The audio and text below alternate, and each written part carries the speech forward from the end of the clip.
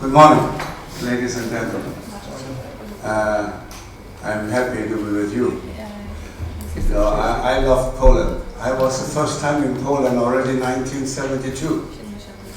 And so I have been following the development of Poland, during the time Solidarity was fighting for your freedom. And I admire you very much, and I really wish that something similar, like the Solidarity movement, take place in my own country, and that is China, People's Republic of China.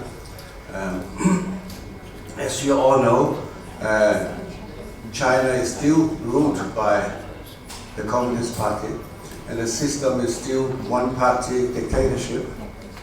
And in the past 66 years, they have been doing a lot of things similar to the communist time of Poland, but maybe 10 times worse. So, for example, they have basically destroyed all the religion. Not only Buddhism, Confucianism, and Taoism, but also Christianity. There are a lot of Christians in China too. So I'm really happy to come in the time just before your big election on Sunday. It's a big political event, and so that makes it more exciting for me. And I hope that really the way you are enjoying now, that everyone have a vote and to determine your future, even if it is just a little bit of it, but everybody a little bit, and become a big movement. And in China, people can just still dream about it. Okay, and so I really wish you really to treasure what you have gained in the past 26 years, I guess. Yeah, and today you may take it for granted, but actually it was a lot of work behind it, and a lot of suffering, a lot of very courageous Polish people who have been fighting for it, and now we are enjoying it in our freedom. Thank you. Thank you very much. Dziękujemy bardzo.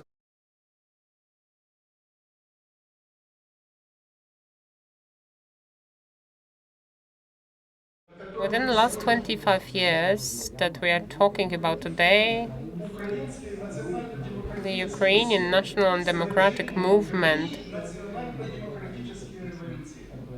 has carried out 3 national and democratic revolutions. These are very rare cases.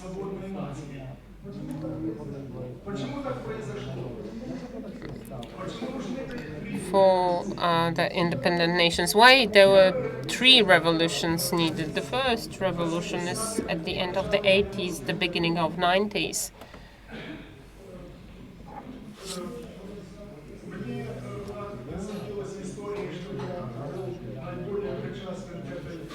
And I have participated the most in the first revolution,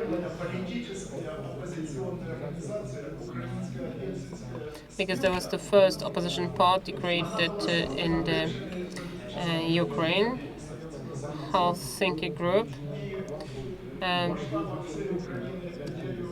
established by the former prisoners of the lagers of the USSR. And the main initiator and founder of the organization of Ukrainian Helsinki company. And in Kiev, the capital of the Ukraine, I was managing the Kiev branch of this organization. Why didn't we manage fully to finalize the first revolution?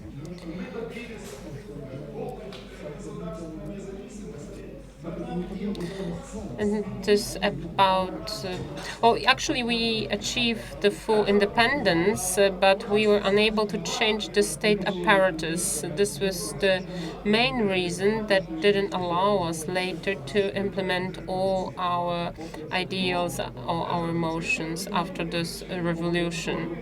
There were objective reasons for that. Many people blame us. Why didn't you get rid of all these communist clans? And it is about the fact that at that time we were unable to proclaim that the military is immediately Ukrainian, and 3 million soldiers were under the commandment of Russian generals and officers. There was the security service, KGB, militia. It was all in the hands of Moscow.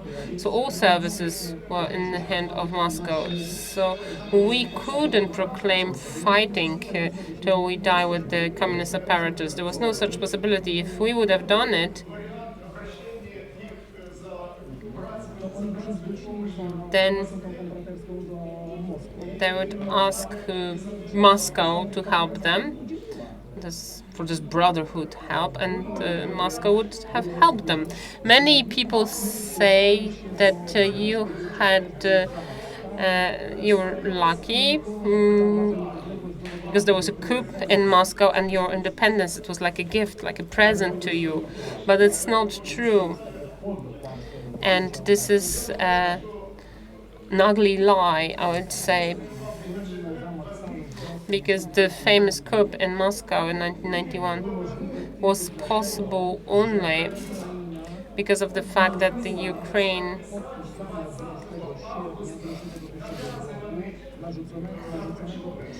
didn't sign on August 1991. There was a new agreement about the USSR and survival of the Soviet Union, and the Ukraine was the reason for this coup. On the 18th of August, a delegation from Moscow went to Gorbachev to ask him to give up on the new agreement, union agreement, because there wouldn't be Soviet Union without Ukraine. These were the arguments at that time, and Gorbachev said no. He hesitated. He was afraid of such a development of events. So I would like to pay your attention to the fact that Ukraine was the reason of the coup in Moscow and all other events that took place later. So we were going towards the independence as we planned.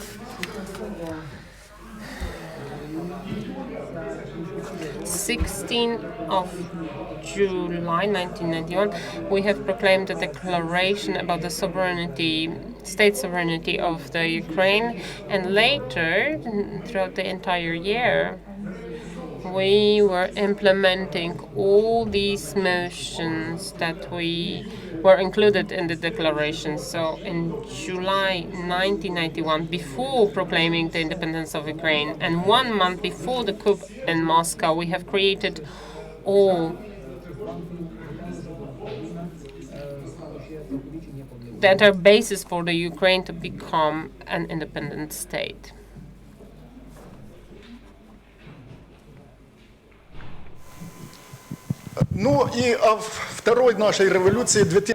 And about our second revolution of 2004-2005, that was our second revolution.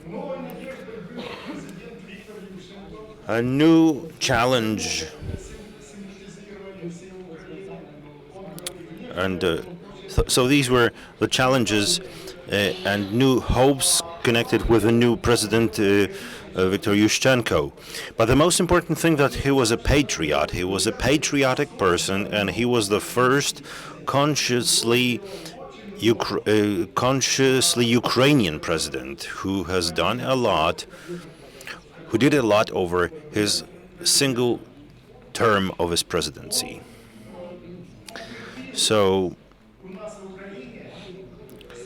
He reinforced the system of freedom of speech in the Ukraine, which is still in place. He also started talking about the great famine in the Ukraine of 1932, 33 as a form of genocide in the Ukraine. And he made the Ukrainian parliament who actually passed a special law considering the Great Famine of 1932-33 as genocide, and to act against this law is something which is publicly prosecuted in the Ukraine.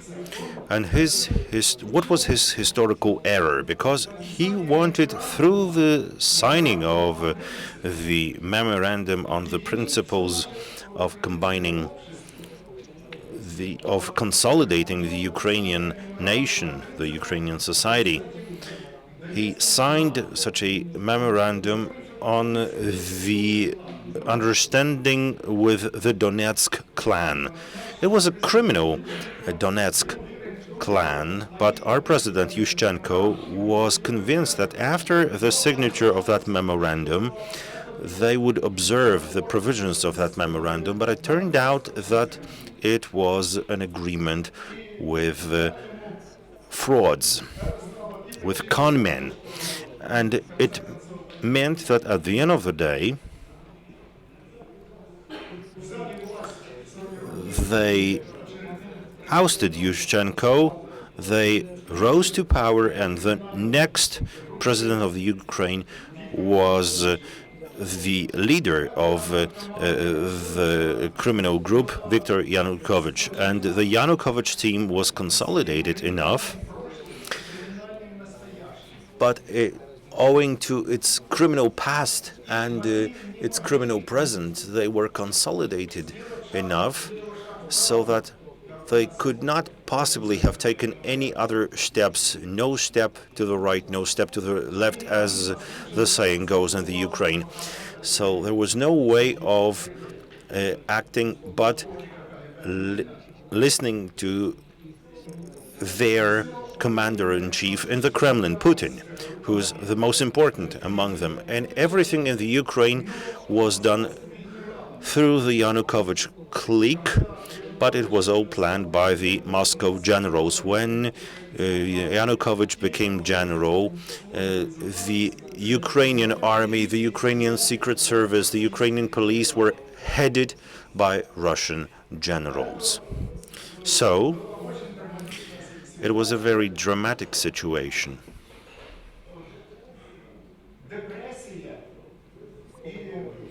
It caused a depression, resignation, which was so widespread among the Ukrainians. Everybody said that this was an eternal regime. It just came to stay for good. And they kept saying that let's learn English and flee Ukraine because nothing good can possibly happen in this country. But there is still the divine help to resort to. And when man loses strength, loses his faith, then the divine spirit descends to this earth and helps us fight evil and lie. And that's how it happened. The third Ukrainian revolution commenced in November 2013, when everybody in the Ukraine awaited the signature of the association agreement at the Vilnius summit by the Ukraine. So that was the association agreement between the Ukraine and the EU. President Yanukovych publicly stated that the Ukraine had changed its mind and it won't sign this agreement, and that's because he had just gone to Moscow to his to his commander, Putin, who gave him $3 billion. Yanukovych, of course, could use this money as best he thought, and how he split the money, everybody knew about it, especially in Russia, who took this money. And Yanukovych came back to Kyiv, and then he went to the European Union and announced what he announced. Of course, students gathered in the center of Kyiv and started demonstrating and protesting. Ukraine, with the European Union, for the European Union, the Ukraine against any union, any agreements with Moscow, any allies with Moscow. But then it just so happened that in the middle of the night,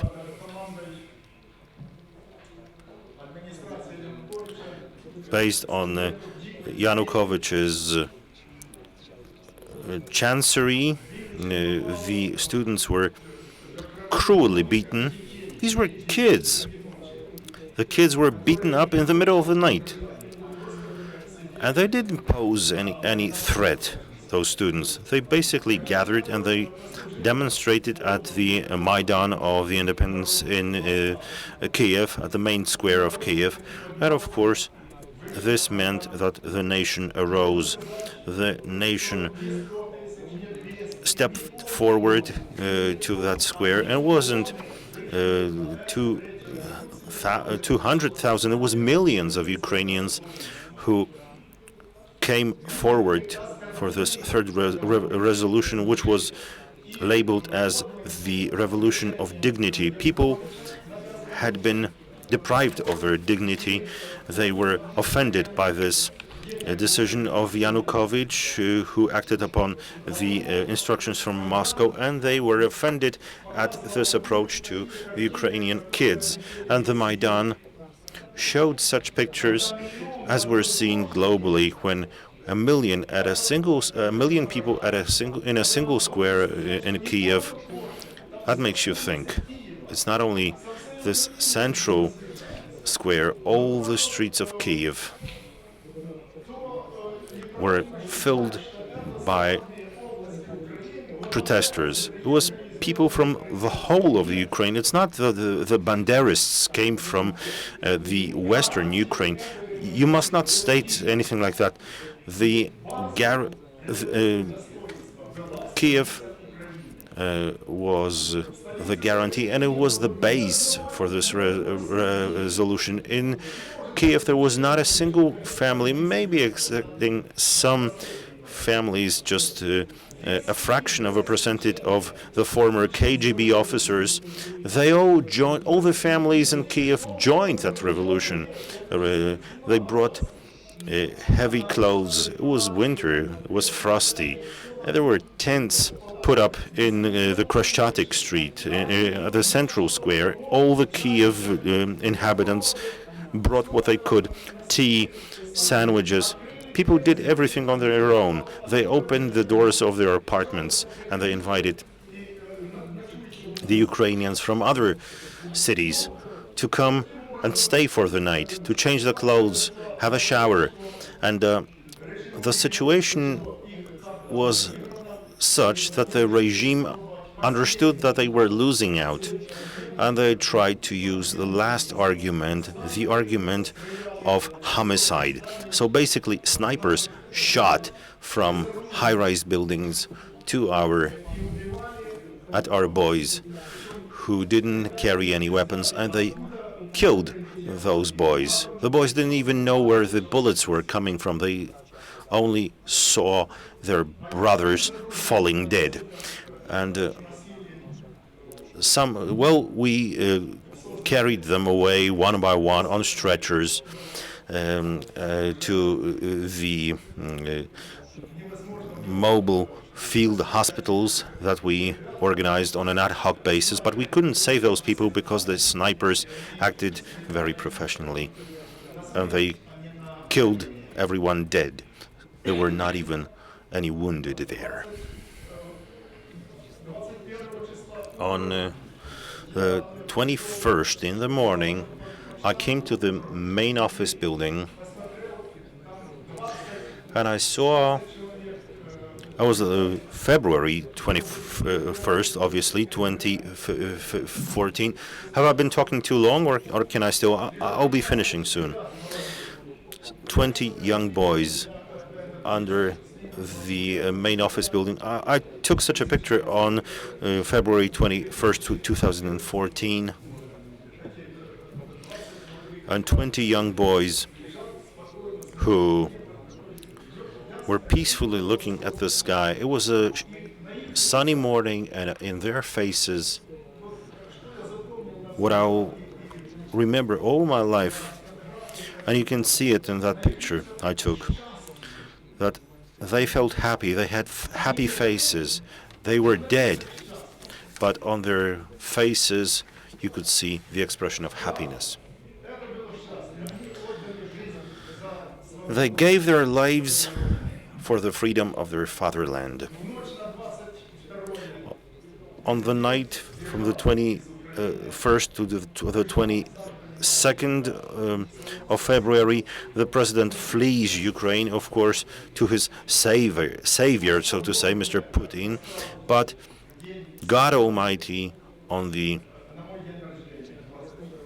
Day of Independence, February 22nd, it's my birthday, it so happens. We consider that day as our day of liberation from the Yanukovych regime. Of course, Moscow could not come to terms with the fact that its henchmen had been deprived of power, and that's why it had a plan B planned. That was the occupation of the Crimea, annexation of the Crimea, the occupation of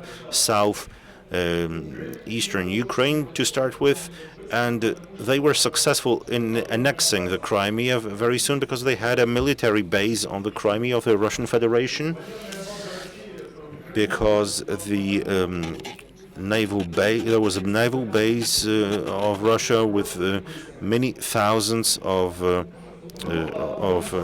soldiers, so they could do it very rapidly. Whereas in Donbass, where they planned to carry out this operation in a similar, they were unsuccessful because thousands of our volunteers got drafted. They created volunteer troops, and they went to fight in the war to defend their borders and their country. It was a difficult war, a very harsh war, and if we can talk about 2,000 people fallen, well, there were 10 times more wounded. All the hospitals in the Ukraine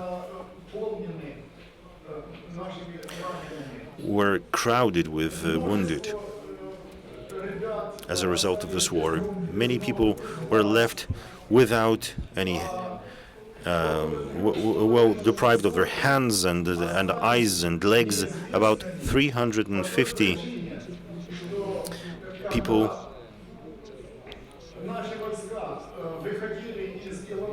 were lost. They didn't know where they are, and when the people were leaving the so-called kettle near Ilovaisk, there was an agreement with the Russians that our troops backed off Ilovaisk, and the Russians would give our troops the so-called green corridor for ours to withdraw. And while they marched back, Moscow issued an order to annihilate the Ukrainian troops, and they started shooting.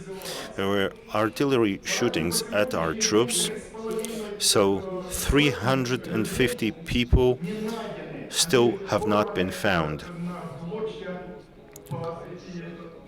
Either they perished as a result of the artillery shooting in the steppes near Donetsk, or anything else. That's the kind of war that our neighbors from the north have been waging on us. As you well know, now we have a period of a ceasefire. The Minsk agreement is being implemented. The troops are withdrawn to the line of 15 kilometers from the front line, as well as their troops. Thank you very much. I have to be finishing now, and to wind up, I'd like to tell you the following thing, that as a result of this war, we have a historical accomplishment, which consists in that at the end of the day, once and for all, the relationships with Russia have been discontinued. The friendly relationships between allied nations were discontinued. There will never be another myth, Russian myth, on the friendship between the nations and about brotherly relationships between our nations. And Russia is a country which has been hated and condemned, not only Putin, but the whole country, because 80% of Russian residents support Putin, and they support Russia's war on the Ukraine. They support the Russian aggression against any neighbor of Russia. What sort of respect can you display towards such a country? There can be no respect. It's not only a matter of emotions and from the Ukrainian dissidents. Now the whole Ukrainian nation understands its relationship to Moscow and the whole of Russia, and that's once and for all, and I'm very happy about this. Thank you very much for your attention. Олеся, а если Россия станет демократической, ты пересмотришь свое отношение? Никогда она не была демократической. And if Russia will be democratic, well, Russia was never democratic and will never be democratic.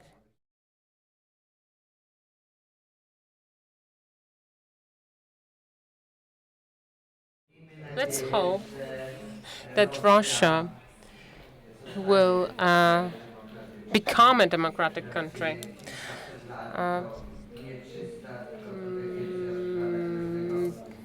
It was not democratic for several hundred years, 300 years since the Tsar, even the Terrible. But there are Russians who think differently. But it's like in Germany. Not all Germans were for Hitler, but there were 8%. I hope that in Russia it's about 15%. But everything is telling us that we should start feel sorry for the Russians, because they set off against each other all nations around them, and I feel very sorry for them, and I'm very sympathetic, and I know what's the situation of our friends from Russia, and we don't blame them for Putin's politics. We feel sorry. But if the entire world is starting to fear them, it's not a good sign for this nation, just like it was in Germany in the 30s. But now I would like to give the floor Madam Diana Bidoczko, also from the Ukraine. She's a widow because her husband was murdered. He was fighting corruption. Dear friends, dear ladies and gentlemen,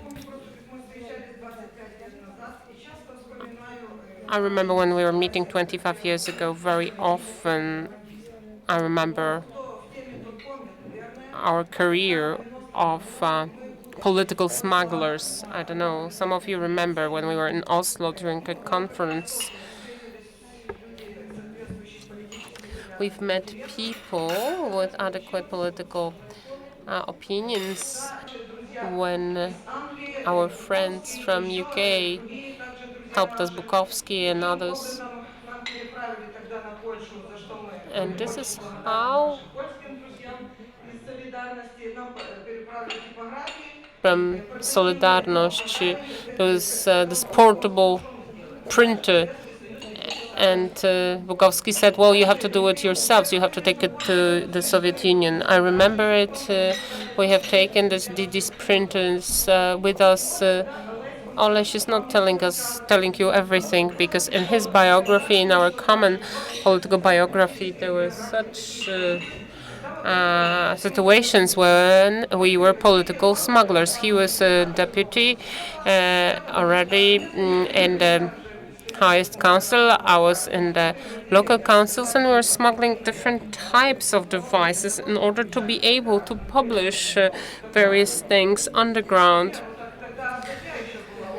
In the criminal code of the Soviet Union, bringing in the area of the Soviet Union such devices, you would get 7 years. There were no computers at the time, not as many computers.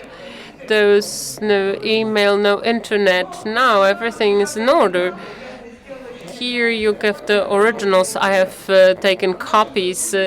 I've given it to Jadwiga. Our cooperation didn't start today or yesterday. It was a long time ago. So we tend to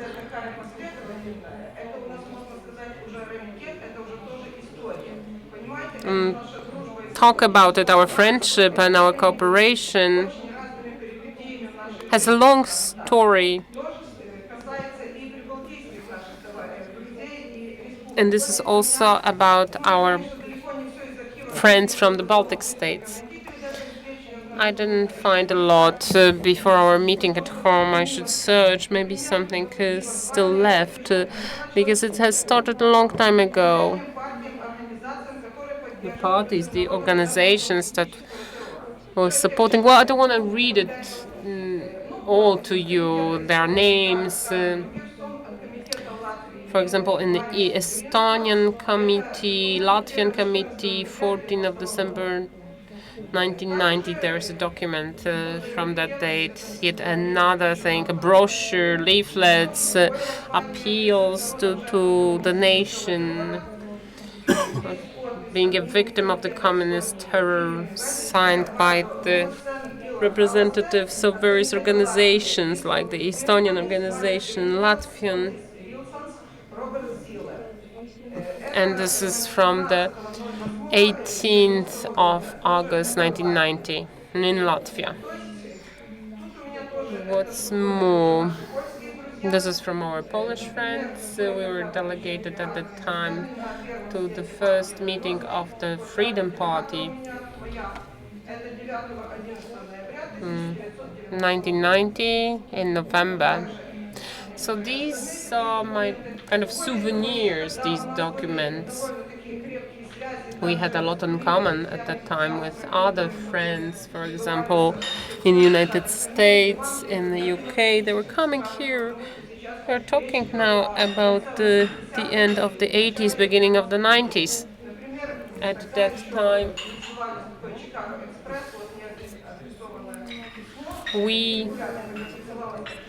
there was Chicago Express sent irregularly. Why I'm saying all that? When 25 years ago, together with Oles, we were taking to the Soviet Union these mini printers, mini printing houses. We thought this is everything. This is the end. That will survive it, and will be able to overthrow this system, this regime, and that it's going to end at that. And it's going to be all calm. That God will look at us from above, and everything will come down. We forgot about the fact that God has two hands, but these are not our hands, and that every time something will be happening which will not allow us to survive. Similarly to cancer problems. There are different revolutions, Velvet Revolution, No Blood Revolution, but these were revolutions that were started but not ended. The war that is happening in the Ukraine right now started in 1914, and it was thought of at the end of the 80s. It was a hidden war. If it would have happened then, we would have forgotten about it now, and the society would be different. Nothing goes away without traces. Our opponent, even if we chase it to his hiding place, he doesn't give up on his ideas, so it had to come. It didn't happen then, now it's happening. They shouldn't live through reincarnation. We should have. Because, of course, we had contacts throughout all these years. We were visiting each other, but practically our organizations, no matter what its name, Warsaw 90 or the Office of the Fighting Solidarity, it shouldn't be happening on paper, but in reality. Why are we all here? Please tell me if there is anyone here who's in the government of our countries or some officially is present in his or her country. No one. And it's obvious that these people should have found their places at the front line. Because these are not career people. These are people who are fighting for their own country.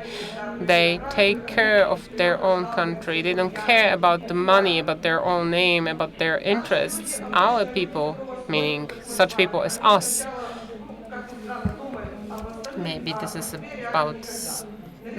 a bit strange. They think about others and they place themselves at the very end. There are many people who are no longer with us. Many of them have died, and not a natural death. We could say a lot about it. We could list all these people, but this is not an easy subject. This is why I think it's worth to create certain committees or commissions that are active, because we should not forget these people, not one of them. Maybe for them it doesn't matter, but it matters for those who have survived. It's always better to have weapons in your hands and not put crosses on the cemetery. I think that our Dudayeva could say a bit more about it, about her past. In front of us, there is a task not for 25 years, but for much, much longer. We have a recording. This is something very special. Warsaw 90 at the Amber here, the recording of our press conference. All participants from various states. There were interviews. If we managed to reanimate it, we're able to do it very recently. So if we listen to this text, well, nothing has changed today, really.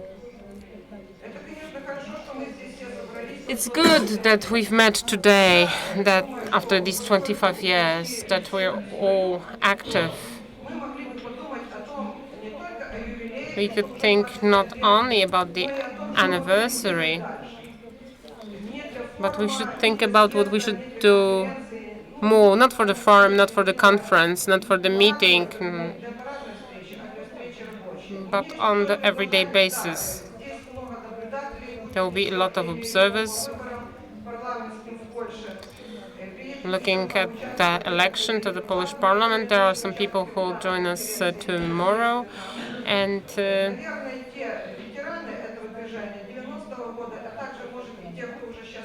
I think that those that were with us in the 90s, they are the new ones.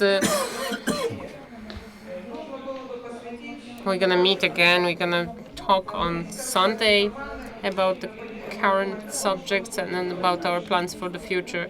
And another practical issue.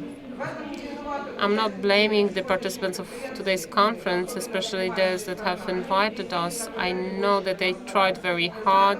I know that very well, because pretty much every day we contact each other thanks to the internet. Look, this is an invitation from 1990. I have a copy. Freedom Party, these are the originals. When we were meeting during the first assembly, I think it's 1990 and the following years. This is history. These are pages of history, I could say, because we wanted to get visas 2015 now. And what do we have? We have the same situation.